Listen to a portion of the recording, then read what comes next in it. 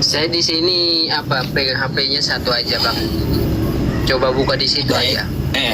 Supaya kita baca. Ya memang saya harus tanggung jawab ya teman-teman, karena saya yang bawa dalil gitu. Bawa judul. Nih ya, Lukas 4. Percobaan di padang Lukas gurun. 4. Nih, Ya, coba. ya. Yap. Yesus yang penuh dengan Roh Kudus. Oke. Ya. Oke. Kembali dari Sungai Yordan. Lalu dibawa oleh Roh Kudus ke padang gurun, betul? Iya betul. Nah, di situ ia tinggal 40 hari lamanya dan dicobai iblis. Iya, dia Pertanyaannya, itu. Pertanyaannya, kenapa Roh Kudus dengan iblis kerjasama? Macam mana itu? Itu tidak kerjasama bang. Itu ini Alanya ini bawa Yesus itu ke padang gurun, dia mencobai dia supaya dia kuat atau tidak itu. Nah, coba kalau Roh Kudus, bang ya, mana Roh Kudus bawa Yesus ke kafe, mungkin mereka ngopi. Kan gitu, nggak dicobai iblis. Tidak. Tulis bilang ini Roh Kudus kerjasama dengan iblis itu. Tidak ada kan? Ya ini ya tulisannya Roh Kudus. Itu dicobai di padang gurun. Pertanyaannya, kenapa Roh Kudus ya membawa Yesus ke padang gurun? Buat apa? Itu dicobai oleh siapa? Ini Allah bawa Yesus ke padang gurun itu untuk mencobai Yesus.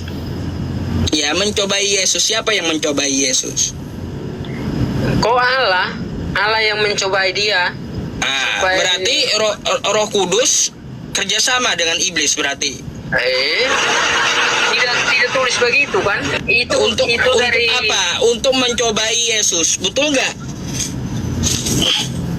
Coba kalau Roh Kudus ya, kalau Roh Kudus tidak bawa Yesus ke padang gurun. Kalau tulis bilang ini Yesus kerjasama dengan iblis itu oke. Ini tidak ada. Ini dari otaknya tahu aja. Iya, Yesus kerjasama dengan iblis, oke. Masa Yesus kerjasama dengan iblis? Yesus kerjasama dengan iblis juga oke gitu.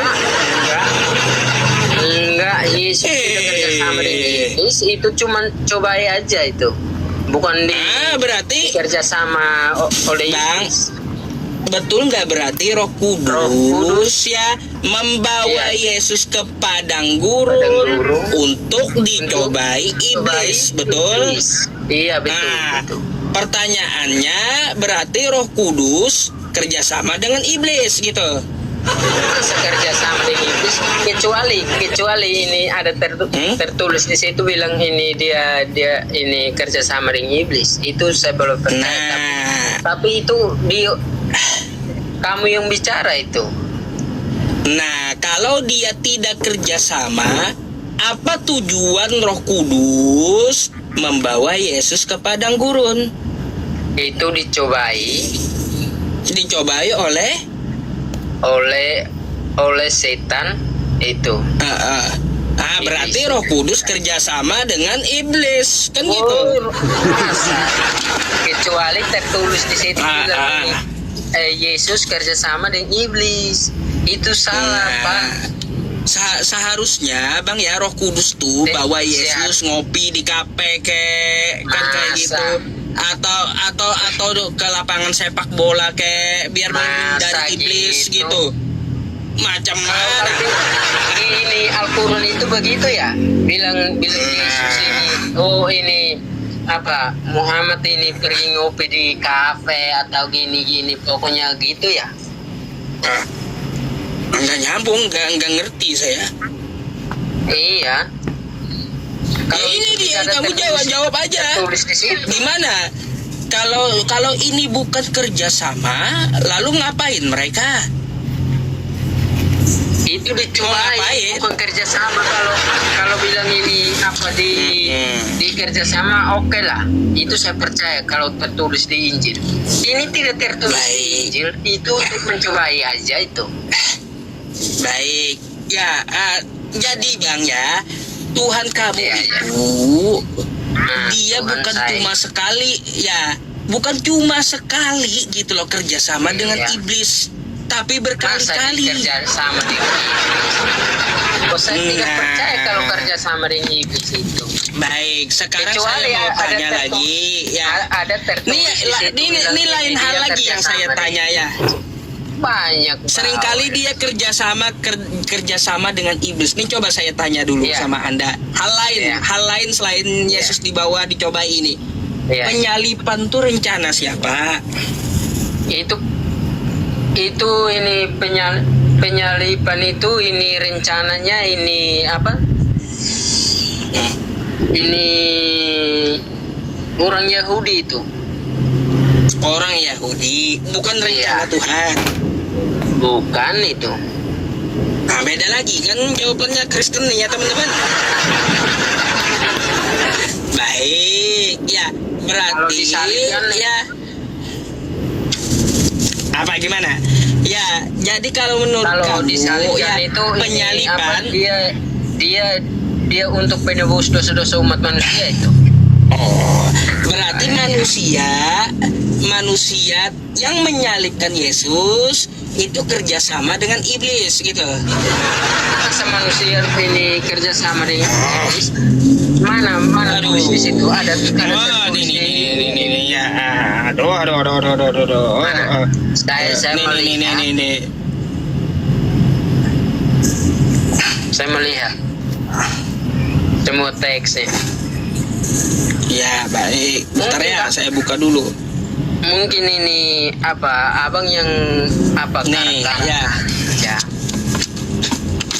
Nih, mari kita baca Yohanes 13 nomor 2. Mereka sedang makan bersama dan iblis telah membisikkan rencana dalam hati Yudas Iskariot, anak Simon, untuk mengkhianati dia.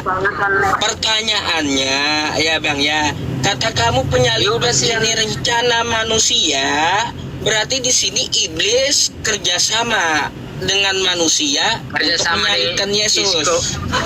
Yudas, ya. Iya, kerjasama kan dia gitu. Iya. Terus. Oke. Kalau ini ya, kalau yang kedua ini gugur karena Anda menganggap penyalipan itu rencana manusia, bukan rencana Tuhan. Nah sekarang nih ya, nih saya kasih lagi sama Anda ya. Tuhan mau kerjasama dengan iblis. Nih 1 Korintus 5 nomor 5. Orang itu harus kita serahkan dalam nama Tuhan Yesus kepada iblis. Nah, ayo. Yesus kepada iblis itu. Iya, kenapa Yesus kerjasama, Tuhan Anda kerjasama dengan iblis, kenapa? Masa dikerjasama itu untuk Terus ngapain mereka? Kalau bilang ini dalam nama Tuhan Yesus, dalam nama Tuhan Yesus diserahkan kepada iblis. Kenapa Tuhan kerjasama dengan iblis? Diserahkan ke iblis, tapi dia tidak kerjasama dengan iblis. Kalau tertulis di situ bilang kerjasama dengan iblis boleh. Lah kalaunya ya Bang ya, kalaunya tidak kerjasama. Setiap malam banyak segala macam. Nah, emangnya kalaunya tidak kerjasama, ya Bang ya, kalau tidak kerjasama, kenapa menyerahkannya harus ke iblis bukan ke lain? Iya, dia harus menyerahkan kepada iblis supaya ini apa dia disalibkan supaya dia bisa menebus dosa-dosa umat manusia itu. Nah, kerjasama kan dengan iblis.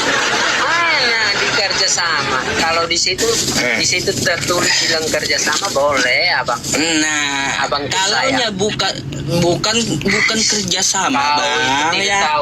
Kalau bukan kerjasama, tanpa iblis bisa nggak dosa Anda ditebus? Kau itu nanti terkutuk kau.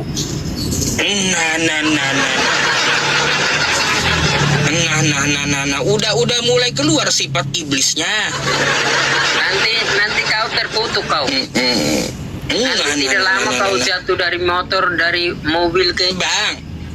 Bang, ya kalau saya terkutuk itu wajar. Saya bukan Tuhan, ya hamba gitu. Tapi kalau Tuhan yang terkutuk kayak gimana, bang? Nanti.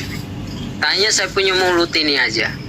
Bang, ya kalau Tuhan yang terkutuk gimana? Kau ini apa?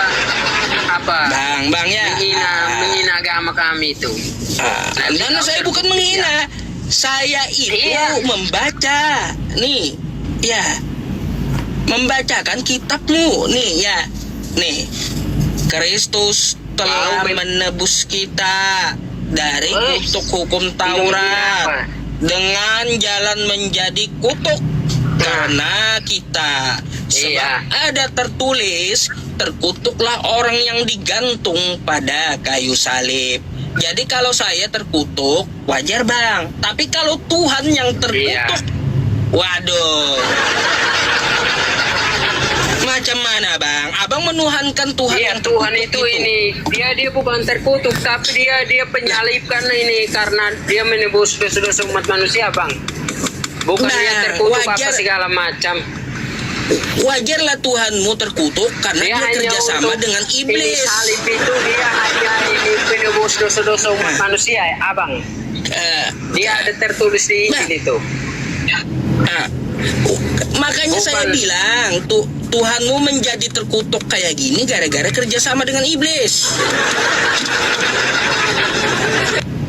Kau yang iblis, kau. Nah. Macam mana, bang? Macet dia. Aduh. Janganlah kejang, bang, ya. Saya tuh membacakan dari kitab kamu. Wah, ternyata setelah dibacakan keluar iblisnya.